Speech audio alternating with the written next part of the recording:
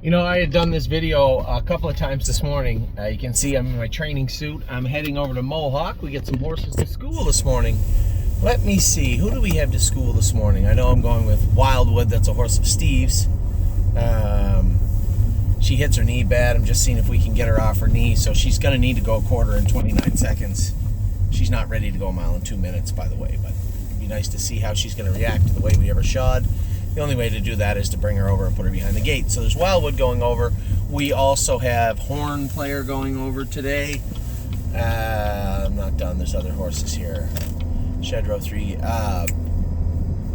Sir Strong is going over today also. I think we have 4 or 5 over here actually to school today. I'll give you a little report at some point if it's pertinent as to how today went. You know, I woke up this morning and I had a number of things I want to take care of. I want to talk to Ron Burke about Carter Michael Dio, what his thoughts were, the draws this morning for Pennsylvania. So I got the answer I wanted, I think, especially after he bled a little bit on Hambo Day. I was a little concerned about how his schedule would shape up. Ronnie confirmed exactly what I had thought anyway. We're not going to go to the Pennsylvania Sires with Carter. The point being, the reason being, he doesn't have any sire stake points. Now we could take him to the Stallion Series, but at this point that's almost a wasted start for him. I'd rather give him that week and point him towards the Wellwood. I did, as I reported yesterday, had a good conversation with Dexter Dunn, brief but a good conversation with Dexter about the Wellwood, because there's a lot of things stacked on top of each other that day. 2 important things being the Gold Cup and Saucer in Prince Edward Island and the Wellwood here. Now, I wanted to do a little more thinking about Spitfire overseas, right? He's still a little bit immature. He's not quite to where Carter is yet. He's where Carter was maybe 3 weeks ago. He's not quite there yet. So what do we need to do? Especially him. He has points in the PA Sires, right? And it's going to be tough to race in both. So what do we do with him? So we made a decision this morning. We're not taking Carter Michael Dio to the Pennsylvania Sires on Sunday. We're going to have 6 horses in there. Crantini and Spitfire overseas are going to race in the Sire Stakes. There's only 2 divisions, and there's 4 divisions of the Stallion Series. Obviously, we have Enzo Aguelo, Tailgate Buzz, Fashion Presidente, and our boy Austral Hanover. So 6 divisions in total. We have a horse in all 6. We don't have any overlap. That's fine with me. Carter Michael Dio will be pointed towards the Wellwood. I don't think, as we talk right here today, I don't think Spitfire Overseas is going to go to the Wellwood. I'd rather focus on the PA Sires because he does have points. Now, a lot depends on what takes place on Sunday. A lot depends, especially for Spitfire, of what's going to take place moving forward.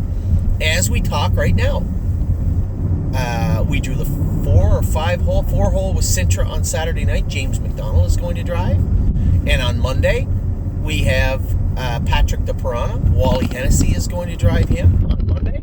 So those 2 are set in stone. We know what's happening with them. We know what's happening Sunday. What takes place after Sunday is really the most mysterious part. You talked about, it's not mysterious, maybe not the word, but fluid, the most fluid part. We talked about Grace yesterday, how I wanted to get her a start at the Meadows. Reason being, they go by wins, not by money. She fits at Mohawk by wins, but she's struggling there. And I think she's just in a funk, in a cloud. I want to knock the cobwebs out of her a little bit, shake her up, but I don't have time to get her over there and get a start into her. It would be unfair to her. She was back 6 days. It's just unfair. So we won't do that. What we will do is race her in Georgian Downs in the next grassroots, and then after that we have a 16-day gap. She will race at least 1 time at the Meadows in between there, and then we'll race her at Grand River and go from there. Now, what else is going on? We talked about Carter Michael Dio. We talked about Spitfire Overseas. What's going on with some of the Ohio horses? Sweet on Pete, in particular, where are we going to race her? We couldn't race her in the middle of the week because we scratched her the other day sick. So her first available start is at a fair next Sunday, which is 4 days before her race. Now, here's the problem, and we didn't talk about this much. I didn't think about it much. They are doing some track maintenance at Northfield Park, and the entire front track is closed for 7 days, 8 days. So we wouldn't be able to train up Sweet on Pete. There's not really a class at the Meadows for Sweet on Pete. So I do believe going to this fair on Sunday, racing her back 4 days later in Scioto is the best way to go for a number of reasons, a multitude of reasons. So I think that's what's going to happen. The problem I have with that is that's the day after the Gold Cup. That's the day after the Wellwood. I don't know where I'm going to be yet. No idea. And that all comes full circle to the start of the video I made you guys right now when we were talking to Dexter Dunn. I had asked Dexter briefly, depending on who gets in where. Now, James is my brother. James is a world-class driver also. He's not quite Dexter Dunn yet, but he's still a world-class driver and the best driver in Canada for sure. So we're very fortunate in the fact that we have the two best drivers. One, the best driver in Canada, and two, the best driver in the U.S. Driving our horses right now, or at least a couple of them. So my biggest concern, quietly to myself, was Spitfire Overseas. Still a little tricky. I didn't really want them pushed too hard. I didn't really know what to do with them. I think this Sunday will tell the tale of what's going to happen at the Wellwood, where Anthony McDonald is going to be next weekend. Because when it comes right down to it, Brace for Landing, although he's very green, he's no more green than Carter was.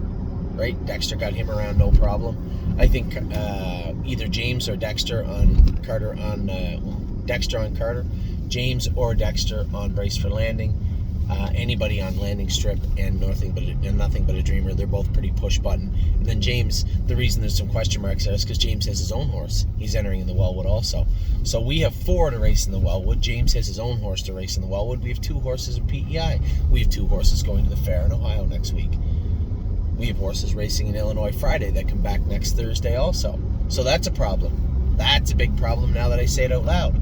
We have Thursday in Illinois, and we also have Thursday at Scioto. Scioto is a big deal because this is a Buckeye for Sweet on Pete. Now, the final in Illinois may go for 50 or 60,000. So depending on how Rosita's Dream and GJ's ATM race, it could put me under the microscope also. It could put me in a tough spot for next Thursday. These are the things we're working on, that I'm working on. I'm always thinking about when I go to bed, when I wake up. Today, I think, has been productive so far in the sense that we know what we're doing with Grace. We're going to work on her. We might even school her at Granbury. Maybe a little change of scenery for her. We know what's going on with Carter Michael Dio. He is not entered in the PA Sires for Sunday. He is going to the Wellwood next week, next Saturday. Spitfire Overseas is going to race on Sunday, and what he does the following week, I don't know yet.